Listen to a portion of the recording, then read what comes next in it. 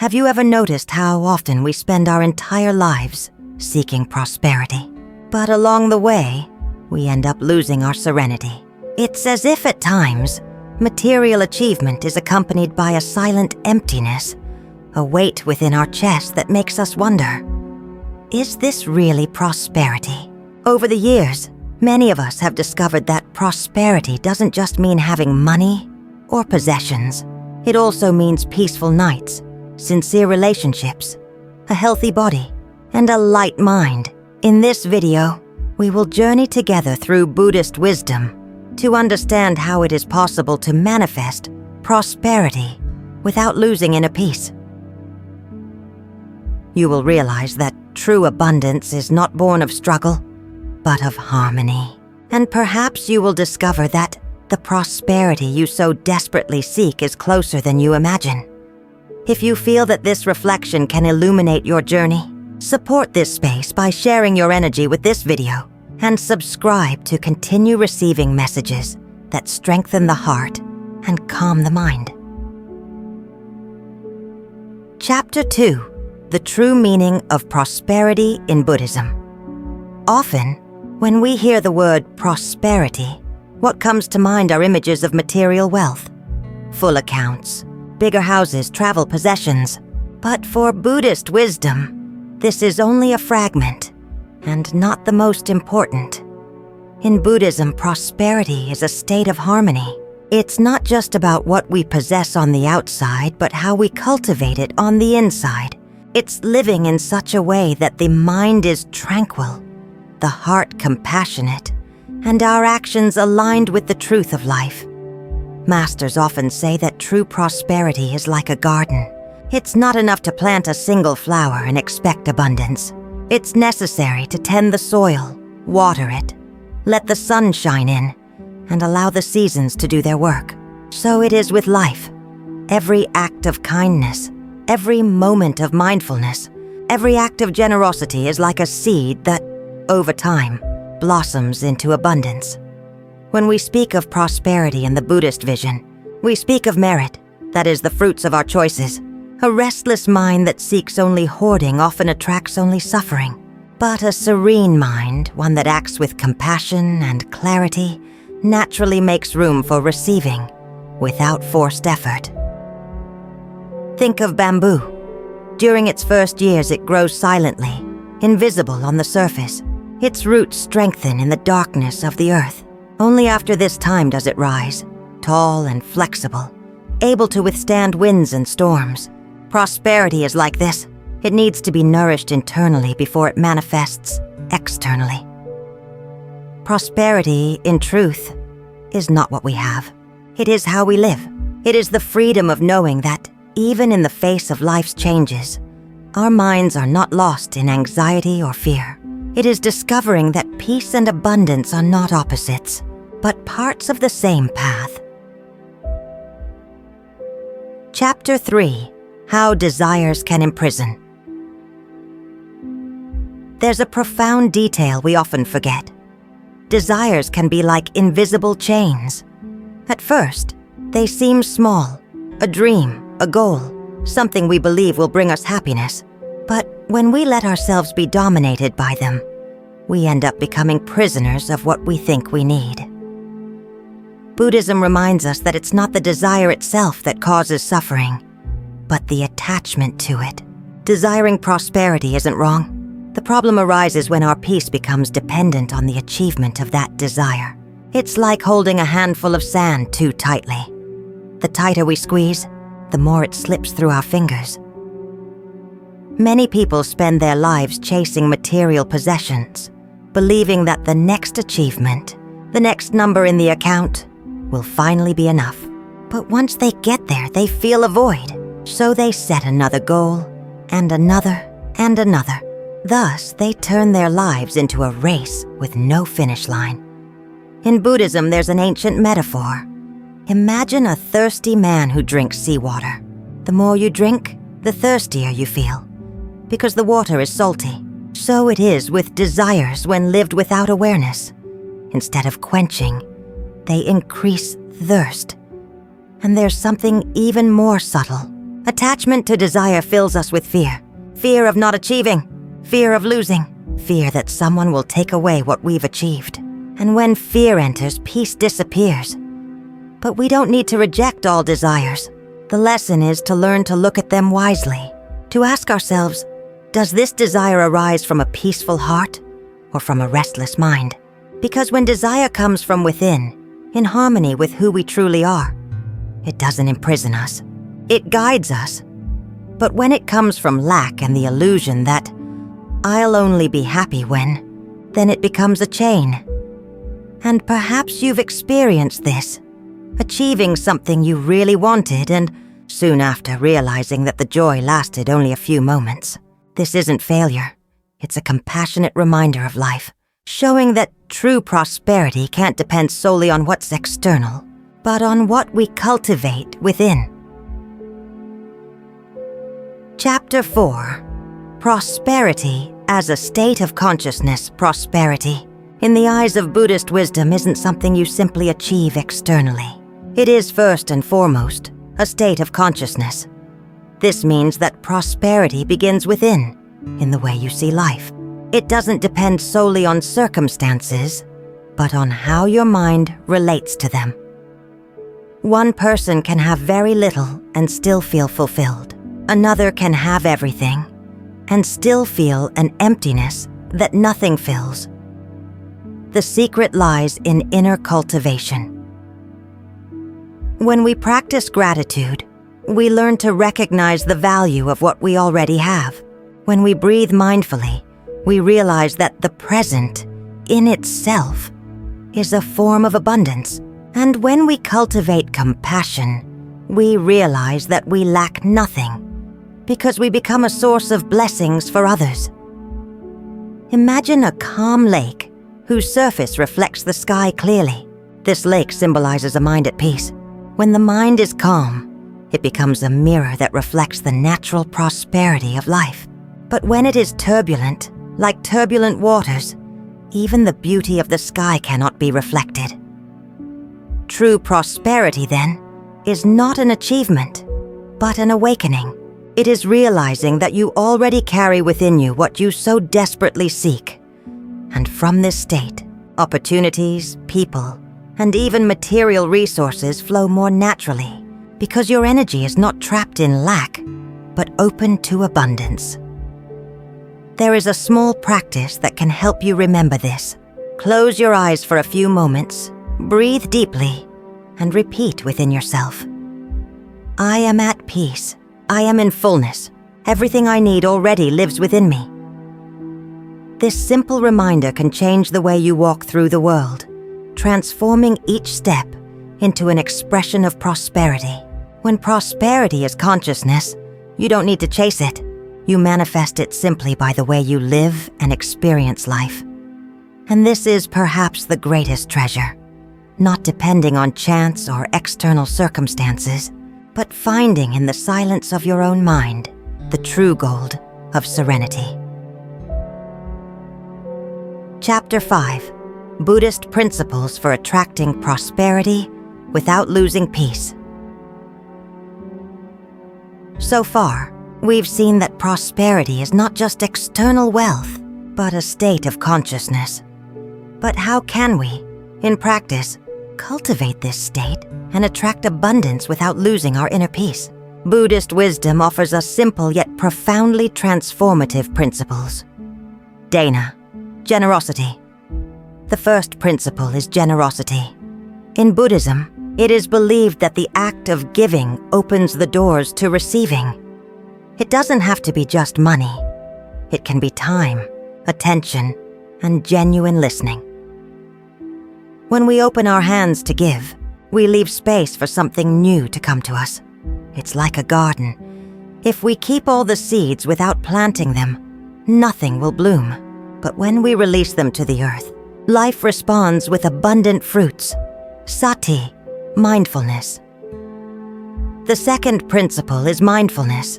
We often waste energy and resources because we are not present in the present moment. When we practice presence, we spend less, accumulate fewer worries, and perceive more opportunities. It's like walking slowly through a forest. Only then can we notice the birdsong, the scent of the flowers, the richness hidden in the details. Metta, loving kindness. The third principle is loving kindness. True prosperity is not something isolated, but expands around us. When we cultivate thoughts and words of compassion, life becomes lighter and more abundant because we are freed from the burden of resentment. A mind that desires good for others is like a sun, even effortlessly. It warms all who come near it. 4. Simplicity and detachment. The fourth principle is simplicity. We live in a society that confuses abundance with excess, but excess doesn't bring peace. It brings weariness. By letting go of what we don't need, we create space for true prosperity to reveal itself. Just as a river never accumulates water by force, it flows, and therefore never dries up. When we apply these 4 principles to our lives, something magical happens. Prosperity and peace cease to be opposite paths. We discover that it is possible to have enough, live with dignity, attract opportunities, and at the same time maintain a serene heart. And perhaps most importantly, we realize that prosperity is not measured by what goes into our accounts, but by what enters our consciousness. Because when we are at peace, we are already rich in a way that nothing can steal. Chapter 6. Concrete examples in everyday life. Often, wisdom only becomes real when we can see how it applies to our daily lives. Because it's not enough to talk about prosperity as a distant idea. We need to feel how it can blossom in every simple gesture in life. Imagine, for example, a woman who decides to prepare a home-cooked meal for her family every week. She doesn't have many luxuries, but she cooks with love, dedicates time, transforms simple ingredients into nourishment and comfort. In the eyes of the world, she might not be considered wealthy, but consider every smile around the table, every hug received, every word of gratitude is prosperity manifested. This abundance doesn't fit in a safe, but fills the heart. Another example, a man who has worked his entire life accumulating possessions. He reaches a certain age and realizes that, despite having everything, he feels lonely and restless. One day he decides to simplify. He sells what he doesn't use, donates what he can, and keeps only the essentials. Suddenly, he discovers something precious. Life becomes lighter, the mind he calms down, and time seems to expand. In this detachment, he finds true wealth. There are also ancient stories in Buddhist teachings. One tells of a king who possessed palaces, jewels, and endless lands, but never found peace. Seeking answers, he sought out a spiritual master. The master told him, "The greatest treasure lies not in stone walls, but in a compassionate heart. When you look upon your people with kindness, then you will discover the wealth you can never lose." The king gradually learned to transform power into service, and thus found the serenity that no amount of gold had given him. These examples remind us that prosperity is silent and often invisible to the eyes of the world. It reveals itself in small acts, in the time we dedicate to listening to a friend in pain, in the hug we offer a grandchild, in the patience to cultivate a garden, in the joy of seeing life blossom around us. Prosperity doesn't need to be displayed. It is felt. And when we look at life with this perspective, we realize that perhaps we already may. We be more prosperous than we imagined.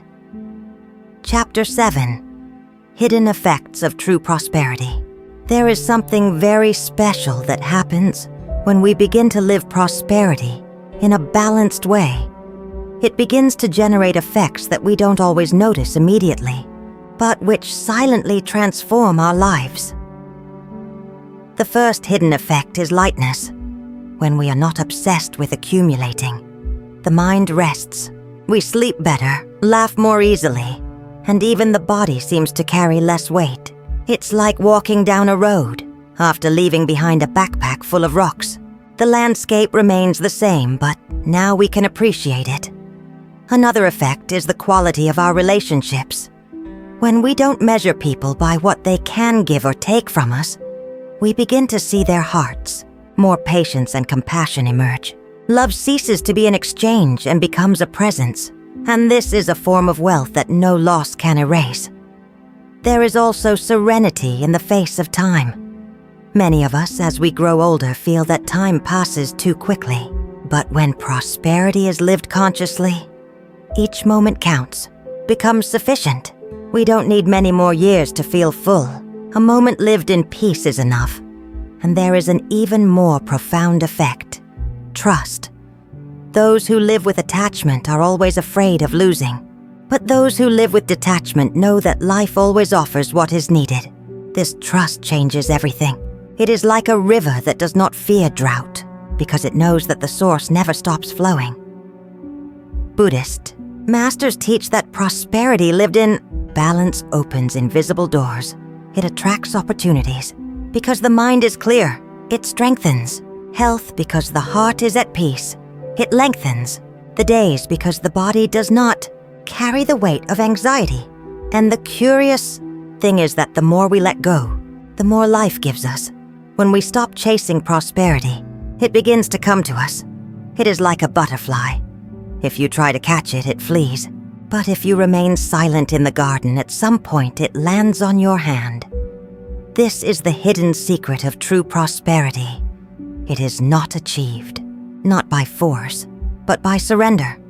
And when this happens, life transforms from the inside out, bringing an abundance that goes beyond coins. And that remains, even when everything else falls apart. And perhaps most importantly, we realize that prosperity is not measured by what goes into our accounts, but by what enters our consciousness. Because when we are at peace, we are already rich in a way that nothing can steal. Chapter 8. Spiritual Expansion. So far, we've talked about prosperity as inner balance, as detachment, as abundance born of awareness. But there's something even deeper. Prosperity isn't just individual. It's collective. It's part of something greater. When we think only of my possessions, my comfort, our prosperity becomes narrow, small, fragile. But when we begin to see that our abundance can overflow and touch the lives of others, then we discover a wealth that expands infinitely. In Buddhism, there's the understanding that every act of generosity benefits not only the receiver, but also the giver, and even the world around them. It's like lighting a candle in the darkness. The flame loses nothing of itself when illuminating another, but multiplies the light in all directions. And at this point in life, when many of us have looked back and seen decades of experience, perhaps the question is no longer, what can I still accumulate? But rather, what can I leave as a legacy? Aging, when viewed wisely, reveals this hidden gift. Prosperity comes to mean what we pass on, not just what we possess. The advice we offer a child or grandchild, the patience we teach by the way we deal with difficulties, the compassion we awaken, simply by the example of our lives. These are invisible yet eternal treasures. They are not stored in vaults, but in the hearts of those who continue our journey. Spiritual prosperity also invites us to acceptance. Just like the seasons, life has moments of blossoming, of harvesting, of retreating. Winter is not a mistake. It is part of renewal. So too, each phase of our life is necessary. When we accept this, we stop fighting against time and begin to walk with it. And finally, there is compassion. When we cultivate the sincere desire for others to prosper as well, we are expanding our own abundance. Because prosperity, in the highest sense, is realizing that there is no separation between self and other. What we give returns, and what we wish for the world also blossoms within us. Prosperity, then, is not just about having, it's about being. It's about letting our lives, with all their pain and joy, become a source of light. peace and inspiration for those who come after us. This is the greatest legacy. This is the treasure that nothing and no one can destroy. Chapter 9. Reflection. Perhaps now, as we listen to these teachings together, we can realize something simple yet profoundly liberating. Prosperity is not just about numbers, achievements, or possessions. It is about the silence that soothes the heart, the simplicity that sustains life, the generosity that multiplies with every gesture. True prosperity cannot be measured in coins, but in the serenity of someone who rests their head on the pillow without fear, guilt, or haste. It is the lightness of a heart that knows it is enough, that it doesn't need to prove anything to the world, that it simply flows with life. And perhaps you realize that, in some way, you've already experienced this, in that hug that restored your hope, in that silent prayer that soothed your pain, or in that moment when, even without having everything, you felt you lacked nothing. These are signs that prosperity and peace can go hand in hand. And Buddhist wisdom reminds us, the more we seek outside, the further we move away, the more we awaken. Within, life becomes more abundant. Now the question I leave you with is, what prosperity do you feel you've already achieved in your life? And what are you still seeking, but with serenity and peace? Take a deep breath. Allow this reflection to touch your heart. And if you'd like, share your answer in the comments. Your experience can illuminate the journey of others as well. If this reflection spoke to your heart, allow it to spread. Enjoy this video as if lighting a small candle. A simple gesture, but one that keeps the flame of wisdom alive. And share it with someone who might need this message today. As a silent gift of compassion, if you're not yet part of this community, subscribe. This channel was created to be a space of calm, wisdom, and acceptance, where each encounter is an opportunity to reflect on life with greater serenity. And if you wish to continue walking with me, there is another video waiting for you here on the screen. In it, we explore how impermanence, instead of being a source of fear, can become a key to true inner freedom. I am certain this reflection will touch your soul deeply. See you there. With the same light, the same calm, and the same sincere wish, may you find prosperity always accompanied by peace. Namaste.